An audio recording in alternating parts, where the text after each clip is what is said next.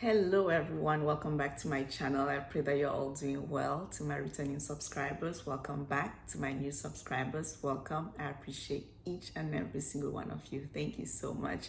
God bless you. So let us jump right into today's message. So I'm pretty sure that every one of us, watching today must be living in some sort of an answered prayer, right? It could be a job that you had prayed for. It could be a school that you had prayed to get admission into. It could be a spouse that you had prayed for. It could be a child that you had prayed for. It could be a new church, that you had prayed for, a church home. It could be a new home, a new house. It could be anything, right? It could be, the salvation of a loved one. It could be a bunch of things. But then what happens when the answered prayer comes with challenges? What happens when that thing that we had prayed for and that we're happy to have comes with challenges? It's not smooth sailing.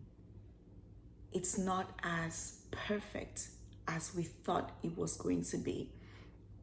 Because life isn't a movie, right? Because with movies, you have the happy ending. You get the answered prayer and the movie ends. You get what you had prayed for and you live happily ever after.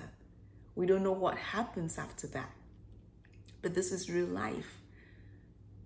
We have a life after the answered prayer. So what happens when that answered prayer comes with challenges? So let's talk about that today. And we're going to be reading from the book of Exodus, chapter 14. I am going to be reading from the New King James Version. So the Israelites were in slavery, right? In Egypt. And they had been there for a very long time. And so God uses Moses, to get the Israelites out of Egypt, out of slavery, right? And so, so this is the freedom that they had been wanting. This is the freedom that, they had been wishing to have, because obviously their lives in Egypt were not amazing, right? I mean, they were slaves in Egypt. So in verse 8, Exodus 14:8, the Bible tells us, "And the Lord hardened the heart of Pharaoh, king of Egypt, and he pursued the children of Israel. And the children of Israel went out with boldness." So at this point, the Exodus has started. And so we're told here that the children of Israel go out with boldness, right?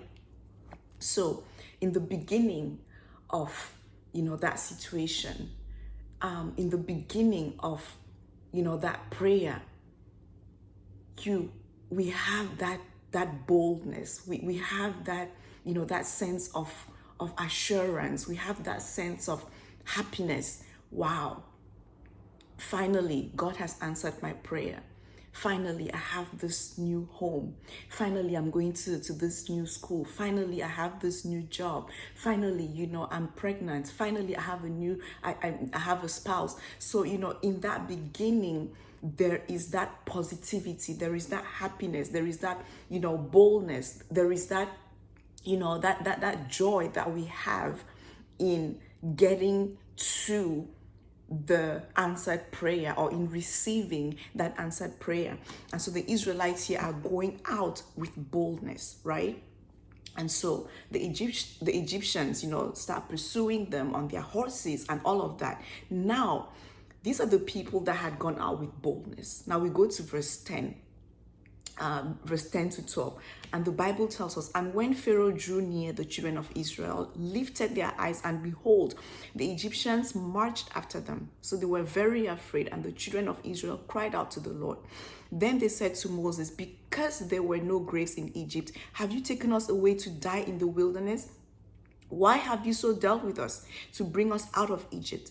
Is this not the word that we told you in Egypt, saying, let us alone that we may serve the Egyptians? For it would have been better for us to serve the Egyptians than that we should die in the wilderness. So the same Israelites who were, happy to leave, they are the ones now, as soon as there is some sign of trouble, as soon as something, seems to be going wrong because the Egyptians are now pursuing them, all of a sudden, our lives in Egypt were so much better. All of a sudden, you should have left us to stay there. All of a sudden, this whole thing is not good anymore. So all of a sudden, when we start getting into, some type of challenge, when we are living in that answered prayer, in that thing that we had prayed for, and then at the first sign of challenge, sometimes we might get tempted to start romanticizing the past. Sometimes we might get tempted to start thinking that the past was better than it actually was. Have you ever found yourself in a situation where you had left a situation? Maybe you had left a relationship because that relationship was not good for you. And then years later, you start thinking about that relationship in a fond way. You seem to forget all that was wrong with that relationship. And you start focusing only on the positives. You start seeing the relationship as better than it actually was.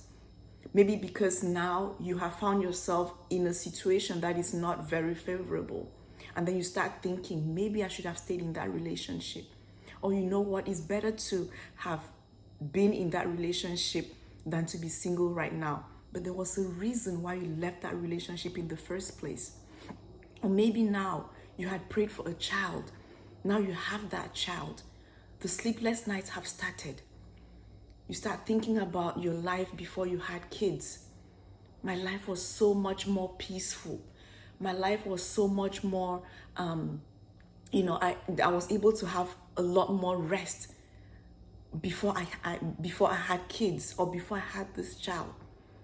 Oh my goodness. Or you have a child and the child is grown and maybe they're going through a phase, maybe they're going through a rebellious phase, and you start wondering, was it worth it?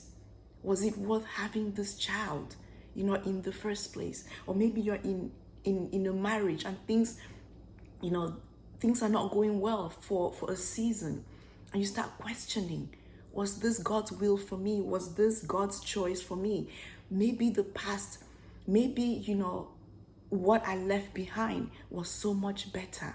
Maybe what I left behind was so much better. You start questioning that answered prayer. And that is what is happening here with the Israelites. You should have left us in Egypt. Our lives, were so much better. You are taking us now to go and die in the wilderness. Why didn't you leave us back there in Egypt? And so, in verse 13, Moses says, and Moses said to the people, do not be afraid. Stand still and see the salvation of the Lord, which he will accomplish for you today. For the Egyptians whom you see today, you shall see again no more forever. The Lord will fight for you, and you shall hold your peace. Now, Moses tells the people to be still, because when these situations happen, a lot of times we lose our peace. A lot of times we lose our cool. And so it is in these types of situations that we need to take a step back to reevaluate. We need to take a step back and be still in front of God, so that he will be able to direct us, so that he will be able to tell us what next, to do, because otherwise our human mind will go crazy, coming up with all kinds of ideas, coming up with all kinds of solutions that sometimes might not be the most godly, sometimes might not be God's will for us in that moment, right? And so he says, be still, because God will fight for you. So you should hold your peace. Now, and the Lord said to Moses, why do you cry to me? Tell the children of Israel to go forward. Now, pay attention to what God says here. Tell the children of Israel to go forward. Take action. Take action. Move. Do something. Now, after God says this, he says, but lift up your rod and stretch out your hand over the sea and divide it. And the children of Israel shall go on dry ground through the midst of the sea. Now, I found this very interesting because the first thing God says is tell the children of Israel to go forward, to move.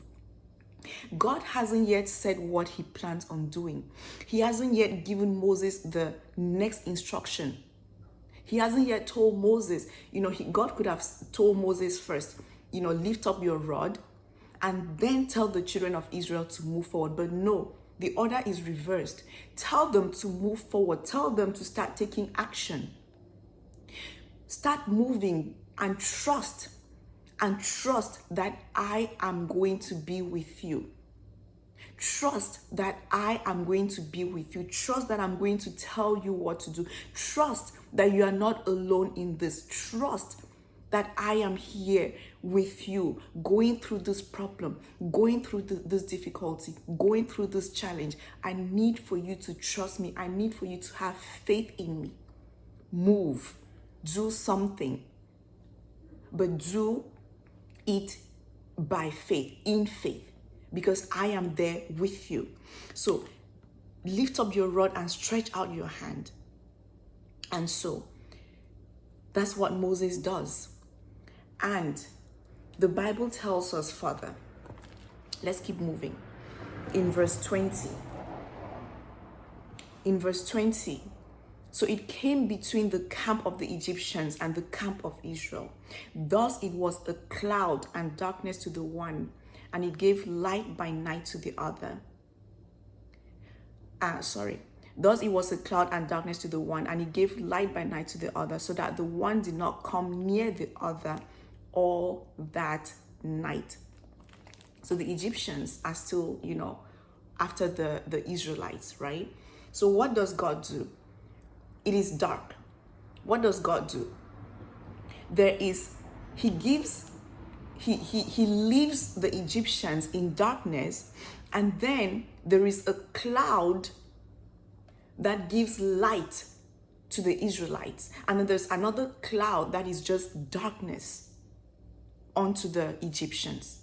So in your darkest moments, in our darkest moments, in those moments where you don't know, if this child of yours is ever going to turn their life around, in those moments where you don't know if these marital problems that you're having, these arguments that you keep having with your spouse, these misunderstandings, in those moments where you don't know if there's ever going to be light at the end of the tunnel, in those moments where this job, that you had prayed for, you're going through some difficulties, in those moments where you're in that school that you had prayed to be in, but things are not going the way you thought they would be, it is so challenging for you.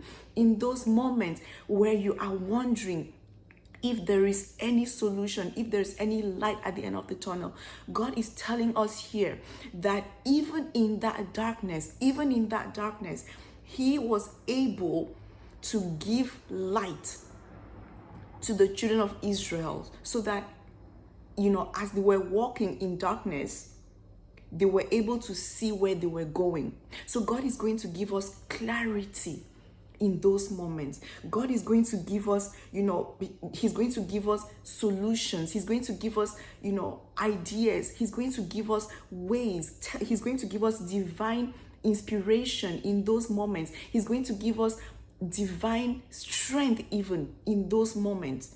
He's going to give us that sense of clarity in those moments where we feel like There is no light at the end of the tunnel where we feel like we cannot handle it anymore. God is, he is there, and he is taking care of the situation one step at a time. Now, then Moses stretched out his hand over the sea, and the Lord caused the sea to go back by a strong east wind all that night, and made the sea into dry land, and the waters were divided. So Moses stretches out his hand. So there is that action that we need to take mixed with faith. Because the thing is, this whole thing did not happen within a few minutes. Moses had to physically raise his hand. He had to physically stretch his hand, and then God did the supernatural. Moses had to do the physical, and then God did the supernatural by parting the sea. And that parting of the sea did not happen in minutes. It took the whole night. The Bible tells us that it took a whole night, go back by a strong east wind, all that night. So this situation that we're going through, sometimes it's not going to take, a day for it to get better. It might not take a week for it to get better. It might not even take a month. It might take years for that situation to get better. But let us not give up in those moments where it feels like no solution seems to be coming. Let us not give up. Let us keep striving. Let us keep having, that hand raised in prayer, actually. But then while we are praying about the situation, there are things that we also need to do in the physical. Sometimes you might need to go for counseling. If you're facing those, marital problems, you might need to go for counseling. You might need to, if you're having trouble with your child, you might need to go for counseling. You might need to, go to somebody that would be able to help out in that situation. So whatever it is that you are going through, or that we're going through within our answered prayers, we have some physical responsibilities. Apart from the spiritual responsibilities, we have the physical responsibilities as well. Just like Moses had the physical responsibility to raise his rod so that God would take care of the spiritual. So as we're praying, we're also doing things in the physical to help that situation get better. And so the children of Israel, Moses stretches the hand and they walk, in the middle, and, you have the sea that has parted, and, there is like the two sides are, you have the water that is like a wall, right? And the land is completely dry, and they are able to cross. And so the morning comes. Well, before the morning comes, the Egyptians say, now it came to pass in the morning watch that the Lord looked down upon the army of the Egyptians through the pillar of fire and cloud, and he troubled the army of the Egyptians, and he took off their chariot wheels. So they drove them with difficulty. And the Egyptians said, let us flee from the face of Israel, for the Lord fights for them against the Egyptians. So they recognize the fact that God is fighting these battles. They recognize the fact that God is with the Israelites, right? And Moses stretched out his hand over the sea. And in verse 26, then the Lord said to Moses, stretch out your hand over the sea, that the waters may come back upon the Egyptians, on their chariots and on their horsemen. And Moses stretched out his hand over the sea, and when the morning appeared, the sea returned to its full depth, while the Egyptians were fleeing into it. So the Lord overthrew the Egyptians in the midst of the sea. So all of this happened throughout the night, and then in the morning, after the children of Israel had crossed, now God tells Moses, raise your hand again, lift that your staff again, and the waters are going to close back. So then that happens, and then the Egyptians are killed and the children of Israel are free, and that is how this chapter ends. So the chapter ends when the Bible says in verse 31, thus Israel saw the great work which the Lord had done in Egypt. So the people feared the Lord and believed the Lord and his servant Moses. Now, I wish I could say that, and they lived happily ever after, believing in God, never doubting God, never, always trusting him. But no, that's not what happens, because again, this is life. And we don't have happily ever afters, right? So we have one incident, one victory that happens, but then trouble comes again, or doubt comes again, and then we start doubting God, and then we start complaining, because as we're going to see throughout this, they have this victory and they believe in God and they're so happy. But then as they start going, trouble comes, or some obstacle, some challenge, and then they start complaining again. Or when we were in Egypt, we used to eat, we used to eat everything that we wanted, that we needed. Now we're here, we're starving. Why did you bring us here to die? Why did you bring us here to starve? The same people that were happy and praising God and telling and being happy that he had saved them are the same people that are going to turn around again and start complaining when a new challenge comes. And that is us. That is us. Because we have one victory, and then a challenge comes and we forget about the victory that we had. And then we start complaining, and then we start doubting the hand of God. We start doubting that prayer that had been answered. We start doubting whether this was actually from God. So the thing is, when you catch yourself complaining, when we catch ourselves complaining, let us remember how you felt when you got that answered prayer. Remember what you prayed for and why you prayed for it in the first place. Remember what you prayed for and why you prayed for it. Remember how you felt when you got that answer to that prayer. Remember how you felt when you found out that you were pregnant. Remember how you felt when you met your spouse. Remember how you felt when you got married. Remember how you felt when you first when you first held that child in your arms. Remember how you felt when you first found that church that you're going to. Remember how you felt when you got that job, when you got that call or that email that you had gotten that job that you had interviewed for. Remember how you felt when when you got that home that you had been praying for. Remember how you felt when you got that car that you had been praying for. Remember how you felt when you had that answered prayer. When you're tempted, to complain, when you're tempted to romanticize the past, to think that the past was so much better. Or, I used to have so much more time. Now that I have this job, I don't have time anymore. But you had that time, but you were not able to pay your bills. Right? Or I remember when I used to be, child free, but you prayed for that child. You prayed for that child. You prayed that God will give you that child.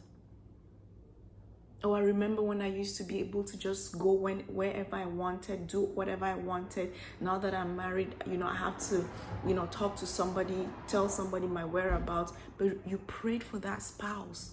There was a time when you prayed for God to give you that husband, that wife. Remember those moments, and remember that just because it's an answered prayer doesn't mean that you will be free of challenges. Just because it's an answered prayer doesn't mean that it will be a smooth ride. And just because there are challenges doesn't mean that it was not from God. Just because there are challenges, it doesn't necessarily mean that it was not the will of God for you. Because sometimes when challenges come, the tendency is for us to start second guessing. The tendency is for us to start doubting.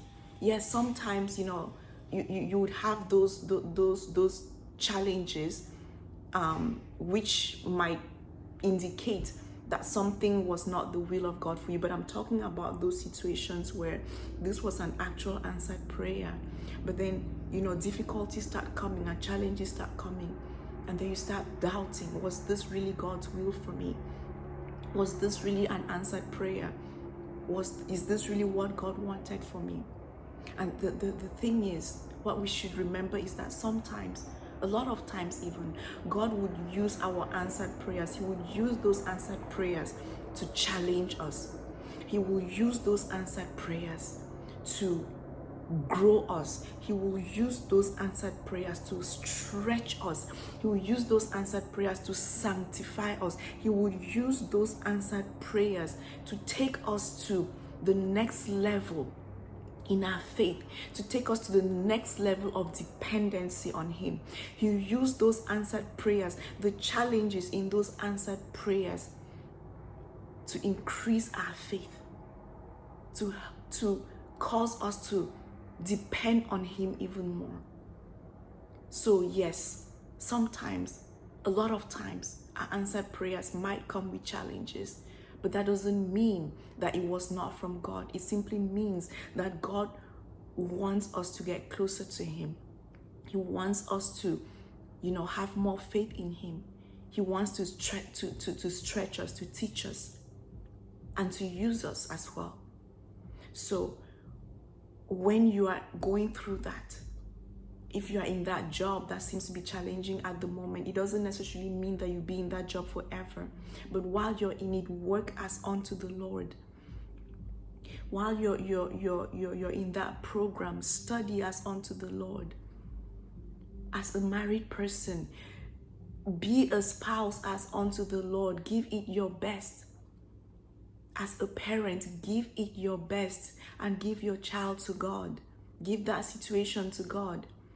And if you're the parent of a newborn, ask God to renew your strength and give you, strategies and give you ways. And in all these situations, even ask God for strategies, because He will give the strategies. He will show you the light. He will be there for you, just like He was there with the Israelites when it was all dark and there was that cloud that had the light.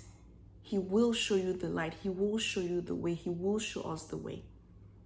So let's trust, even in those moments where we're doubting, where we're facing those challenges, and asking ourselves, is this really from God?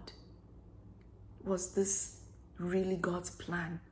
Yes, it is God's plan to sanctify you, to challenge you, to stretch you, to grow you. Okay? All right, guys. This is the end of today's message. I pray that it bless you. And please like, share, comment, subscribe. And I'll see you in my next video, God willing. All right. Bye.